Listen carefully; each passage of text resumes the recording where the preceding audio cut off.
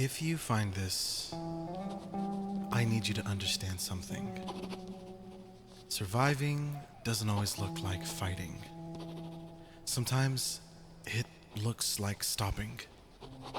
Sometimes it looks like trusting the wrong thing or the right thing too late.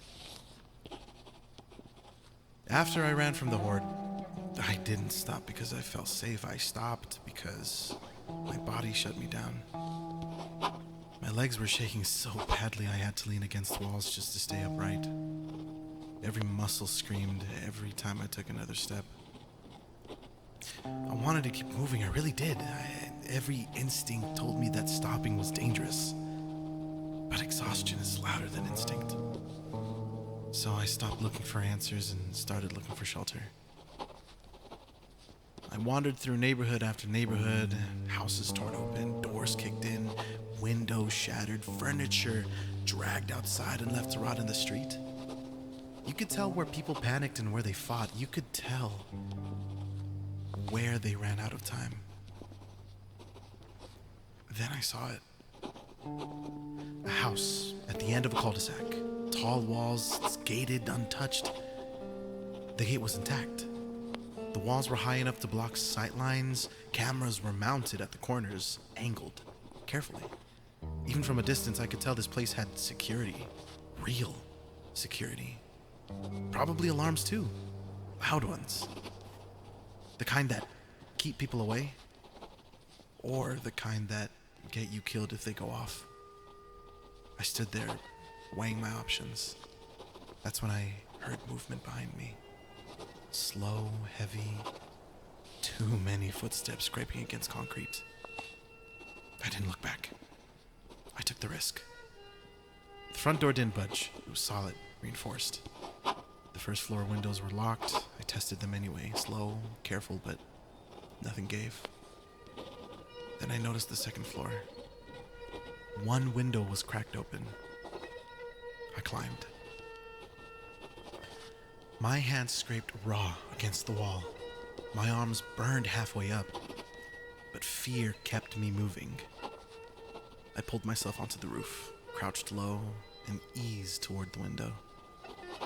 It opened. I slipped inside and landed softly in a bedroom.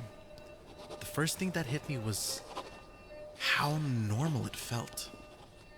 The bed was made, the room was clean, no overturned furniture, no blood, no broken glass. That scared me more than the wrecked houses outside. I moved through the home slowly, just barely breathing. Every step felt too loud. Room after room, everything was the same. Organized, lived in, untouched. No dust, no signs of abandonment. This place wasn't untouched because no one found it. It was untouched because someone still lived here. Then I reached the kitchen. I froze. Shelves stacked with canned foods, cereals lined up neatly, bottles of water, soda, snacks, enough to last for months, maybe a year. My stomach twisted painfully. For a split second, relief flooded me. Then guilt followed right behind it. Because if the food was still here, and no one was, they just stepped out. I stood there staring, my bag heavy on my shoulders, my hands shaking. I thought about how easy it would be, how fast I could grab what I needed to disappear. No one would know. And then I thought about Samara. I exhaled and I said to myself, I can't do that. It wouldn't sit right. I turned towards the stairs. That's when I heard the click. The sound is unmistakable. A gun being cocked. Oh, shit. You've got about 3 seconds to give me a reason not to shoot you. Yeah, okay. Look, hey, if you really wanted to shoot me, you probably would have done it already. So. You look like shit. Yeah, I feel like shit too. So explain something to me. Why didn't you just take the food and run? Yeah, Well, it's because, someone worked hard to get all this. And look, I know what it's like out there.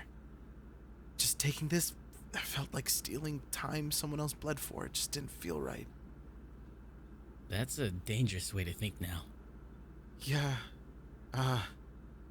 yeah, probably. So, why haven't you shot me yet? Because you're the first person who broke in and didn't act like the world owed them something. Everyone else, they rushed. Grabbed, didn't think, didn't care. You stood there in front of months of food and just walked away. That kind of restraint, that's rare. I'm Victor. Oh, I'm Raphael, but you can call me Raffy. Raphael? Like the Teenage Mutant Ninja Turtles? Well, no. My parents actually named me after the Archangel Raphael, from the Bible. But, I mean, yeah, Ninja Turtles sounds cooler. Didn't expect to get a theology lesson tonight. Trust me. Neither did I. Alright, well, I'm about to eat. You're welcome to join me. Wait, really? Are you sure? I did just break into your home. You broke in quietly, didn't steal anything, and didn't try to stab me. You're already doing better than most of my guests. Stay the night. At least get some rest. I mean, all right, yeah. Thanks. You can crash in the guest room upstairs. Come with me. I'll show you. And so Victor led the way upstairs. I followed a few steps behind him, still half expecting something to go wrong. A trick. A second person stepping out of the shadows, a door slamming shut behind me. But nothing did. As we climbed, I found myself actually looking around. The house was nice. Modern, clean lines, soft lighting, not flashy but intentional. The kind of place someone builds when they plan on staying put, when they believe in tomorrow enough to decorate for it. And for the first time in a long while, my shoulders dropped. I felt safe. That realization almost scared me more than the gun had. Victor stopped in front of a door and gestured inside. He said, "Guest room." He said that I can use the shower at the end of the hall, that it still worked. I stared at him for a second, not sure I heard him right. The shower. The shower worked. I don't think he understood what that meant to me. I hadn't showered in days, maybe weeks. Time doesn't track the same anymore when you're just trying to make it to the next sunrise. Water became something you drank, not something you wasted standing under. The idea of hot water, of being clean, felt unreal, like winning the lottery in a world where money didn't matter anymore.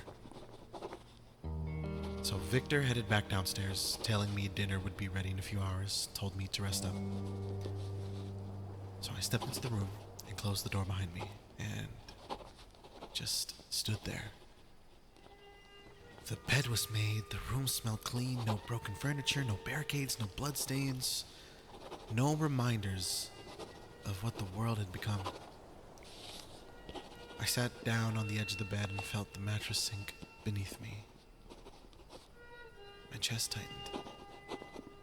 I didn't realize how long I'd gone without feeling comfortable until it was suddenly there again. Safe, warm, quiet. I hoped, whoever she was, that Nia felt something like this too. That she wasn't sleeping with one eye open, that she wasn't running, that she wasn't hearing the dead scrape their nails against doors in the dark. I hoped that she was somewhere with a real bed. Eventually, I remembered the shower. I stood, peeled off layers of grime and sweat, and stepped under the water. When it hit my skin, I just stood there. I didn't move, didn't think. The dirt washed away. The dry blood, the weight of everything I'd been carrying on my body since the world fell apart. Steam filled the room, and for a few minutes I could almost pretend this was normal. Almost.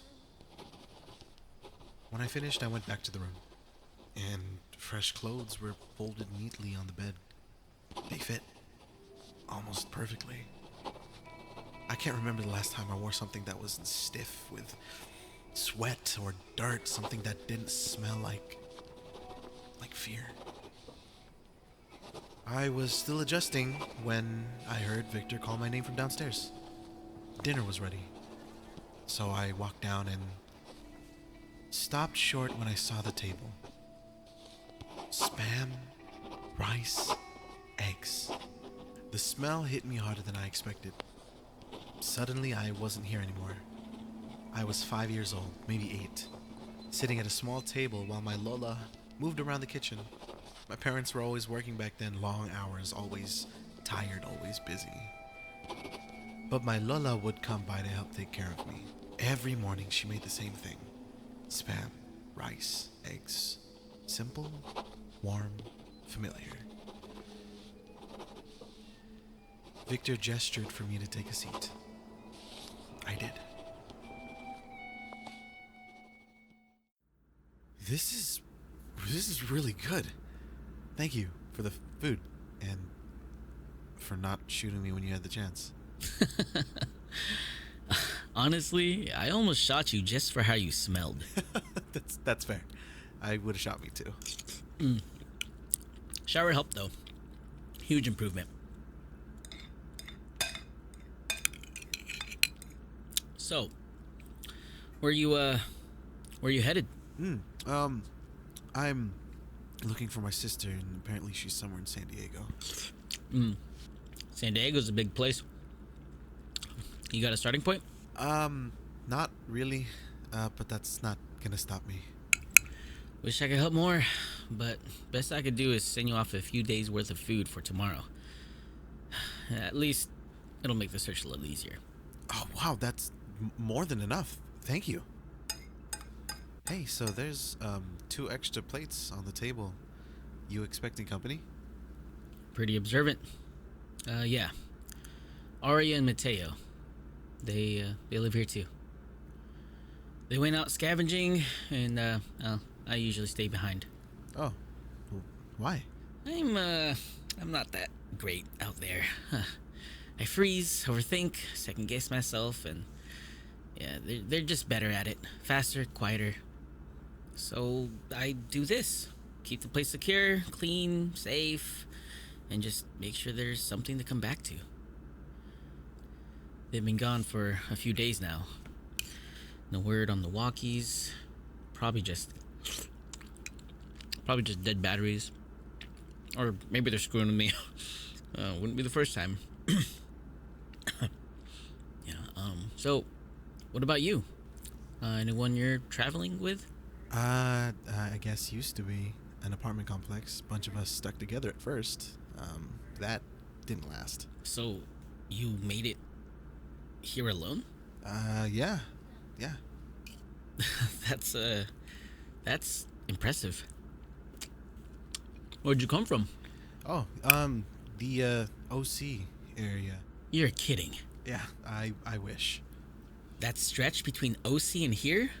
Crawling with biters. Biters? They bite. Seemed fitting. I've been calling them those things. Yours is way better. Scared me. Victor, come in. Victor, are you there? Mateo, I'm here. Where are you? We're in the basement, but we're stuck. Aria's doing okay. She's just freaking out. I'm trying to calm her down. Okay, where exactly are you? Give me your location. We're in the house across the pharmacy on Cedar Lane. Cellar entrance. There's a lot of them, Vic. I don't know how long this door's gonna hold. Okay, listen to me. Barricade it. Reinforce everything. I'm coming to get you. I have to go. I need to do this. Listen, if I don't come back, this place is yours. Take whatever you need. It's been good company. It's nice meeting someone decent for a change. I'm coming with you. What? No, we just met. This is my responsibility. Look, you gave me food, a bed, a shower. Kindness I haven't seen in months, maybe longer. Look, if your friends are anything like you, they're worth helping. Okay, fine. Thank you. Let's gear up. We need to leave as soon as possible. All right, yeah, let's get to it. We didn't waste time. Victor led me into the garage, and what was waiting there honestly stopped me in my tracks.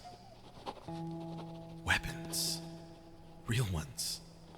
Guns mounted on the wall, ammo neatly boxed, gear laid out with intention, a couple of melee weapons leaning against the workbench, and parked right in the center of it all. An SUV. Functional, fueled, ready. Victor moved with purpose. No hesitation, no panic. He grabbed a Glock and slid it into his holster, then picked up a metal bat.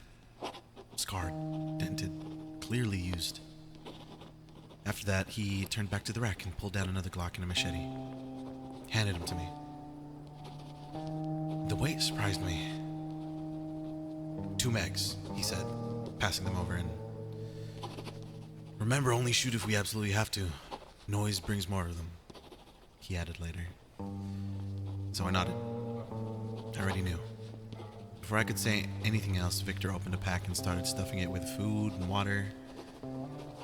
Efficient. Quiet. Like he'd done this more times than he wanted to admit. We were in the SUV within minutes. As we pulled out, I felt something I hadn't felt in a long time. Relief. I wasn't alone. For the first time since everything fell apart, I was sitting next to someone I trusted. Someone competent, someone decent. And I was about to meet more people like him. For a second, I wondered, could they help me find Nia? The thought hit hard, then I shut it down. I hadn't even met them yet. They'd already given me more than anyone had in months. Food, shelter, kindness. I couldn't ask for something that big. Not yet. The drive was quiet. The road was mostly clear. A few biters wandered aimlessly, but nothing like the stretch I'd crossed earlier. Victor navigated smoothly, avoiding intersections when he could, and about 20 minutes later, he slowed down. He said, "We park here," as we pull into a garage a short distance away. We couldn't risk drawing attention closer to the house, so we grabbed our gear, moved on foot. 10 minutes, he said. Stay sharp. We passed a few biters on the way. They were busy. Eating. I didn't look too long. If we'd arrived a little earlier, maybe... I forced myself to keep moving. Then we saw it. The pharmacy. And across the street, the house. We could hear them before we got close. Moans, banging, the sounds of hands slamming against a door that was never meant to hold back that much weight. Victor's breathing changed. Faster. Shallower. I put a hand on his shoulder, and I told her that I'm here, and that will get them out. He nodded, but I could see the fear in his eyes. I scanned the area, thinking fast. I told him that I dealt with a big group on the way in the city. They follow noise. Loud enough noise. They'll move. Then Victor looked at me, asked me, "What do we use?" I stared at the street, the cars, the building around us, and realized we needed something loud. Something loud enough to pull them away. And then we'd have to run.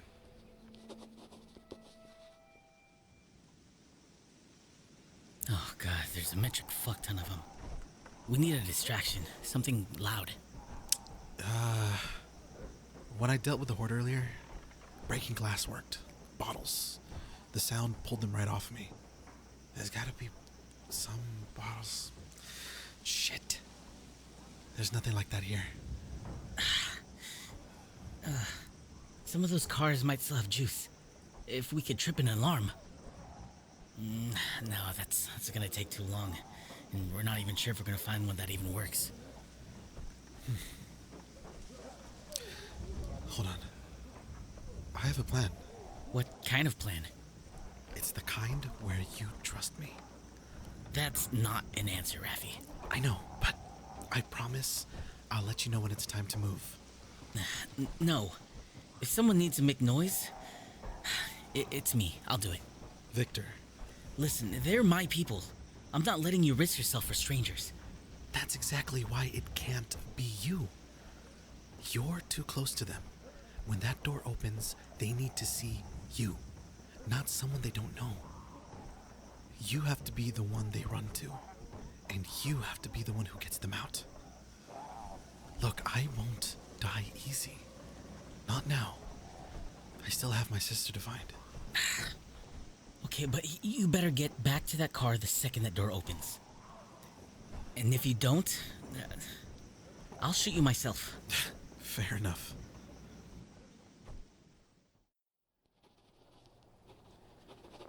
I wish I could tell you I had a solid plan. I didn't. I just knew one thing for sure. I had to make noise.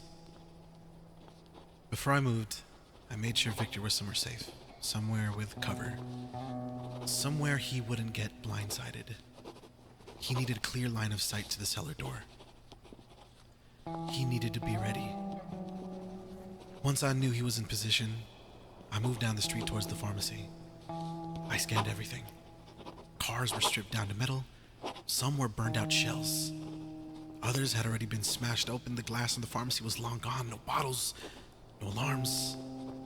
Nothing easy. I remember thinking, what now? Then I felt the weight at my hip.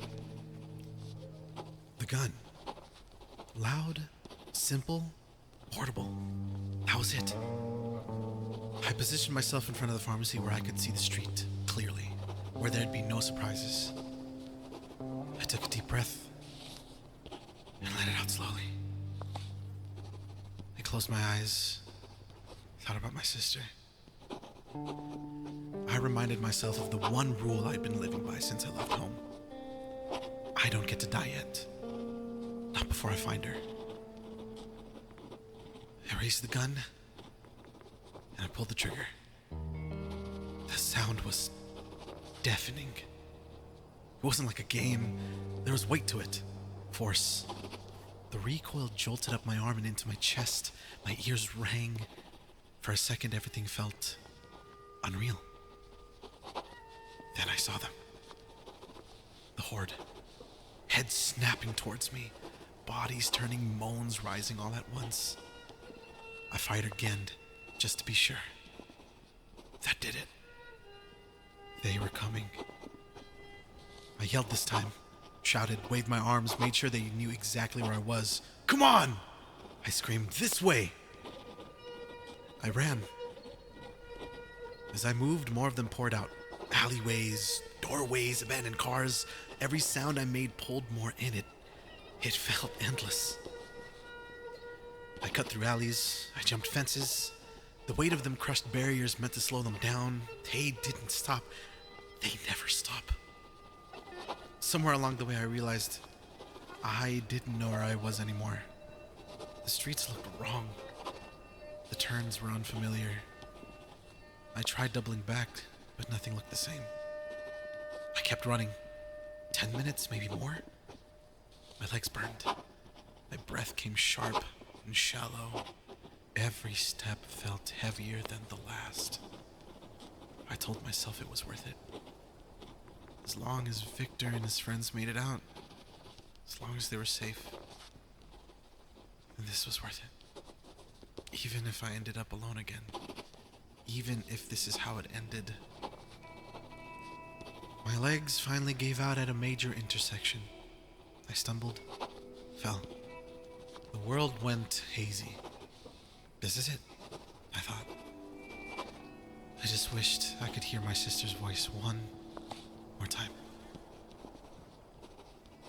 Then, we're rumble. At first I thought it was in my head, but it got louder. A car screeched to a stop. I barely registered the figures fighting off biters. A woman, a man. Then I saw Victor. He grabbed me under the arms. "Move," he said. "Now!" I don't remember how I did it. I just know I ran. We piled into the car, doors slammed, the engines roared. Victor was next to me, asking if I was okay. I tried to answer. Then, everything went black. I woke up in a bed. My whole body hurt. My legs were screaming, my muscles were stiff. And when I checked myself, no bites, no cuts, just bruises and exhaustion. I recognized the room. It was the guest room. Victor's house. I forced myself up and made my way downstairs. Waiting for me were 3 people. Victor, Aria, Mateo. What even happened out there? How did you two end up in a cellar? We thought the pharmacy was clear. It wasn't. We got swarmed. Had to move fast.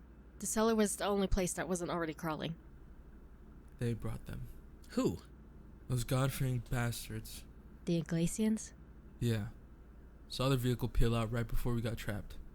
Same markings, same bullshit. Shit. That means it's not safe here anymore. Victor, they're not just in San Diego. They're spreading. All over SoCal. Every place people are desperate enough to believe. Hard to run from them when they're everywhere. Honestly, I'm surprised they haven't hit this house yet. We've crossed paths with them too many times. Huh. Look who it is. The guy who made all that noise for us. You're either really stupid or really smart. Either way, thanks. I really thought that was it for us. Thank you. Guys, this is Raffy. He broke into the house and didn't steal a thing. Oh. Then yeah. Definitely stupid. Hey, stop. This guy literally saved our lives. It's fine. He might be stupid, but he's good people. Decent. Seriously. Thank you, Raffy. Not sure how I would have done it alone. I'm just glad you're all okay. But look, you won't have to worry about me for long. I'll be out of your hair tomorrow, once I'm rested. Why? Why not stay? Victor said you've been traveling alone. Might as well stick together, right? I mean, that's really kind, but I can't. I'm looking for my sister. She's somewhere in San Diego. I have this note. Here. I found it in her room, so this is really the only thing that I have to go off of. They said they heard there was help here. Yeah, that's what it says. They probably heard the broadcast. Broadcast? What broadcast? Yeah. Messages promising safety, refuge, salvation, all that bullshit. The people behind it are real, but the safety, not so much. They pull people in when they're scared. Hungry, lost. If you go willingly, you join them. If you don't, bad things happen. They call themselves the Church of the End. Iglesia ng Wakas. Or Iglesians, for short. They were a church group even before everything fell apart. Real crazy fucks. The type of religion that just feels really culty. I was born into it. Didn't have a choice. Their teachings, their morals, none of it ever sat right with me. Getting out wasn't easy either. Victor and Aria are the ones who helped me escape. Do you know where they're based? The Haven? Hard to get into. Heavily guarded.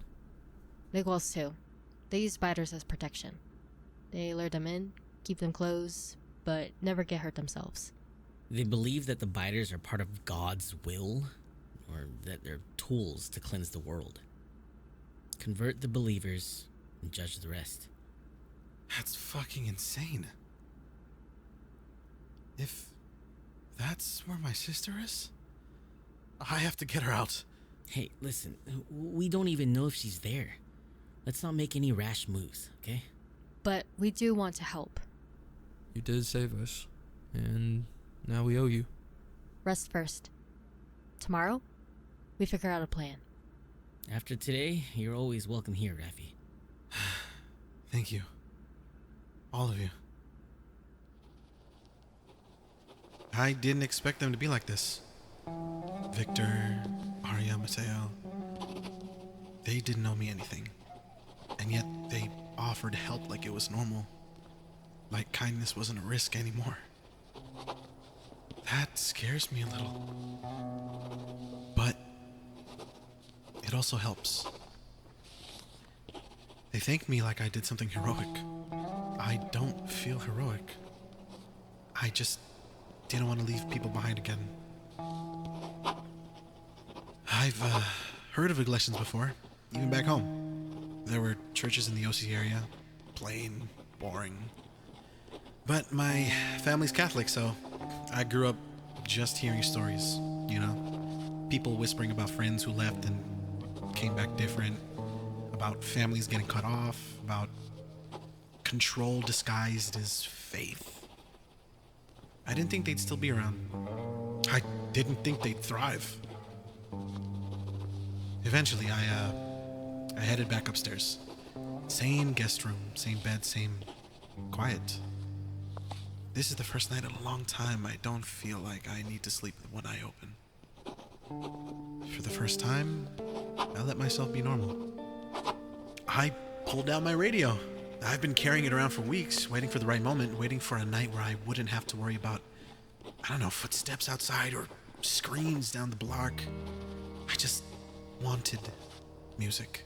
Just one night where things felt familiar. I laid back, stared at the ceiling, and turned the dial slowly. Static, silence, more static, then music. Someone out there was still broadcasting, still playing songs like the world wasn't ending, like someone, somewhere, still needed to hear them. Whoever you are doing God's work. The song that came out made my chest tighten. Love's Missile, by an artist named Luvkeoni.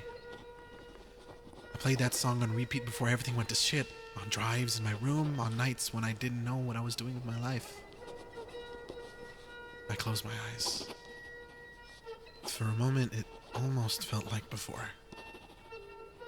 Then, the music cut out.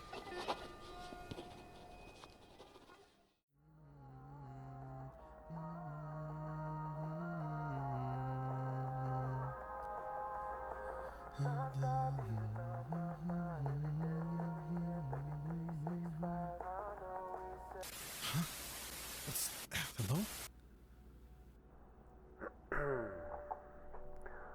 My brothers and sisters, if you're hearing this, then you were meant to. The world you once knew is gone. The fear you feel, the hunger, the loss, these are not punishments. They are tests. God's grace has not abandoned us. He is watching. He is waiting for those who seek salvation, for those who are tired of running. There is a place of refuge, a haven. Come as you are, bring your families, bring your faith. Those who arrive will be forgiven, those who resist will be judged. We are waiting at 1279 Sanariho Way. The gates will be open. The chosen will be welcomed.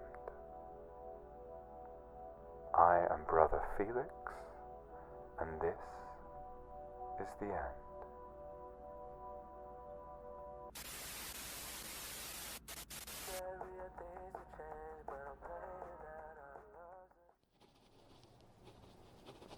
I turned the radio off. The room felt colder after that. If my parents heard that broadcast, I knew exactly what they would have done. And if Neo was with them, I didn't even want to think about it. See, that wasn't hope he was selling. It was fear, wrapped in mercy. I didn't know what was waiting at that address. But if my sister was anywhere near it, then I was already too late. But I knew that I wouldn't be again.